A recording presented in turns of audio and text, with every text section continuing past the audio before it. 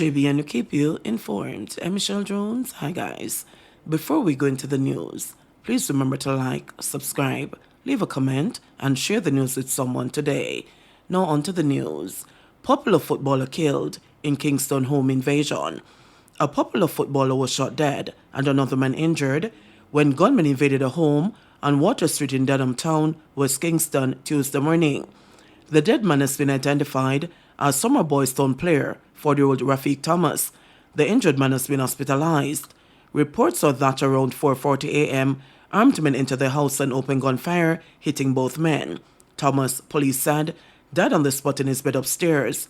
The police said the now injured man received gunshot wounds to his cheek, right palm, and the left elbow while in his bed at the front of the premises. Residents assisted him to the hospital, where he's been treated in stable condition. Thomas scored the winning goal that helped Boys Town win the Championship League last season in the final against Constant Spring. He has also played for several clubs, including Waterhouse, Harbourview, Tivoli Gardens, and Humble Lions. No motive has yet been established for the attack, the police said. Man disarms would-be robber in confrontation in Portmore. Police are currently investigating an attempted robbery, which led to the seizure of a pistol with a magazine containing 2 9mm rounds after the victim managed to disarm his attacker during a confrontation in Portmore on Monday. Reports from the Portmore police are that about 9:30 p.m., a man and a woman were parked on the roadway in Silverstone when a gunman approached them with a gun and demanded their cell phones. The man allegedly refused and a tussle ensued. During the altercation, the man reportedly managed to disarm the gunman, who then escaped on foot in the community. The weapon was subsequently handed over to the police and was packaged for ballistic testing. Wanted man found hiding in kitchen during St. Mary police operation. A man wanted for arson was reportedly found hiding in a kitchen during a policing operation in Sunside, St. Mary on Monday. He is 31-year-old Andrew Mackenzie, a construction worker from Sunside in the parish. Reports indicate that the St. Mary police, along with members of the Jamaica Defence Force, JDF, were conducting an operation in the community around 3 p.m. when the team entered the premises of a 2-bedroom board and concrete structure. The premises were searched, and the lawman reportedly found Mackenzie hiding in the kitchen, according to reports. Checks revealed that Mackenzie was wanted by the St. Mary police on charges of arson and other crimes. Mackenzie is accused of setting a section of a house on fire in Zion Hill, Islington, St. Mary, in April 2024. The incident was reported to the police after the owner of the house reportedly saw Mackenzie in the yard following the discovery of the fire. Upon seeing the owner, Mackenzie reportedly fled the scene. It is reported that Mackenzie and the complainant were in a relationship that had broken down. He was arrested and taken into custody. 3 other people were also on the premises. However, they were not arrested. No ban on corporal punishment in homes, clarifies Education Minister. Education Minister Favour Williams says no decision has been made to ban corporal punishment in homes, just days after Justice Minister Delroy Chuck's announcement that the government plans to outlaw parental beatings. We have done so in the schools, and we want to do it in the homes because it is wrong, said Chuck, the Justice Minister, on May 22. However, in a statement Monday afternoon, Williams made it clear that the Cabinet has not taken a decision to ban corporal punishment.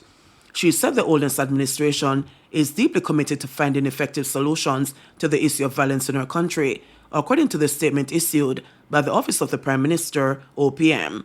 Williams said the government is working with parents through the National Parenting Support Commission to promote positive parenting practices.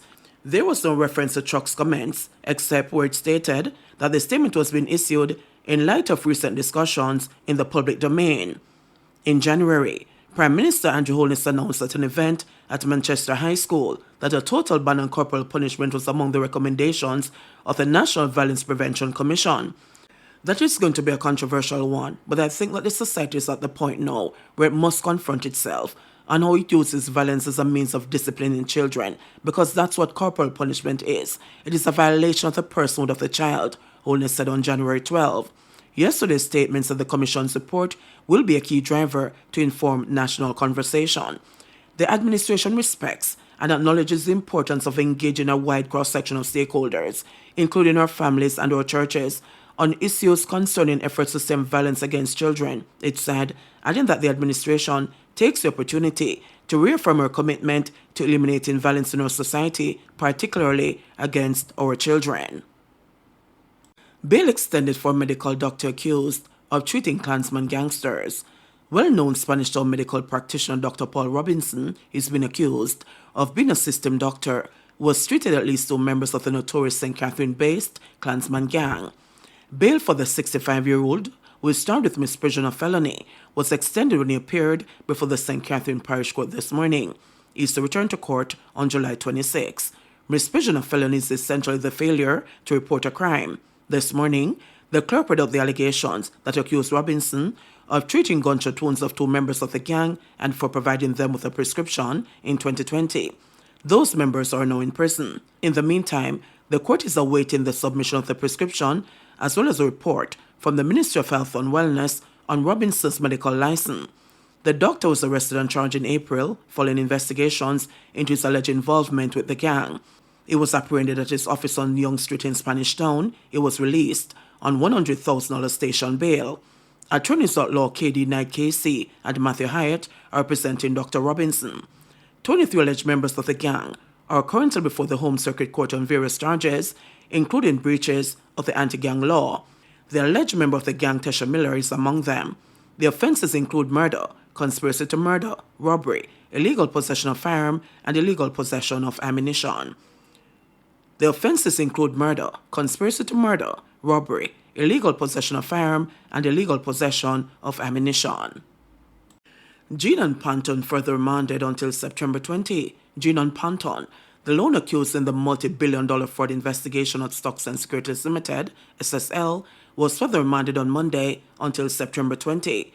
The former SSL client relationship manager is facing a 22-count indictment. The former SSL client relationship manager is facing a 22-count indictment charging her with forgery, larceny as a servant, and engaging in a transaction involving criminal property.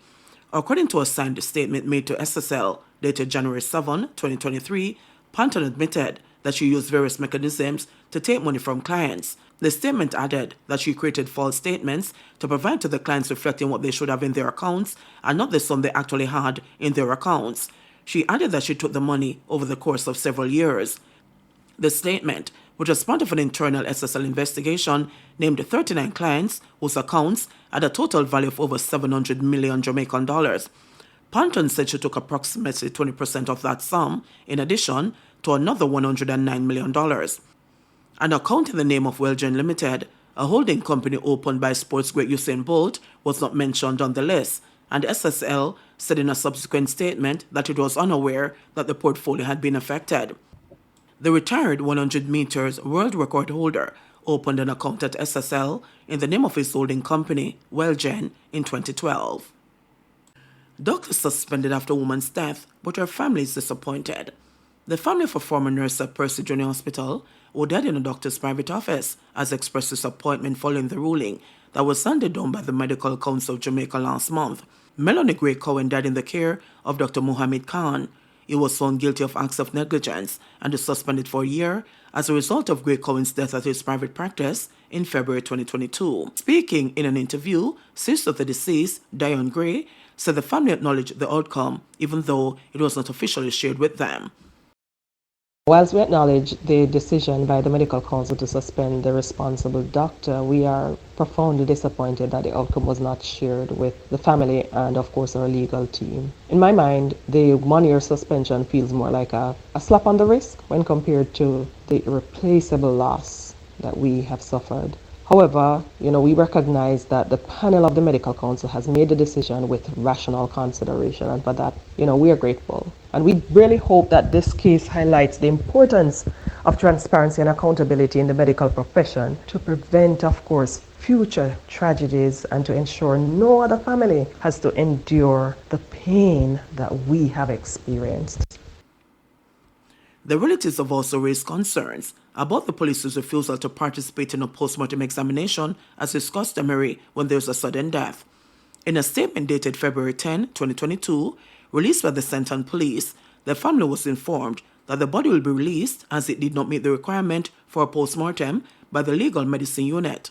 The body was being held at the funeral home with whom the government has a contract. And so on day 5, we were given a letter indicating that they were no longer interested in the body and that they were releasing the body to the family. Interestingly, when I ordered the private postmortem, a member of the Jamaica Constabulary Force showed up. He was the one who handed me the burial order. It then begs the question, if the police was no longer interested, why did the police show up? Why were they interested in the private autopsy? Dr. Khan was a consultant general surgeon at the Onotobi Hospital, should be supervised by a senior surgeon for 6 months upon his return to practice, and this senior surgeon would then be asked to confirm his competence in accordance with the suspension order. Additionally, the private facility in which he practiced should be certified by the appropriate unit of the Ministry of Health before he resumes. JBN, we keep you informed. Please remember to subscribe, like, share, leave us a comment, and click the notification bell to receive our daily news items.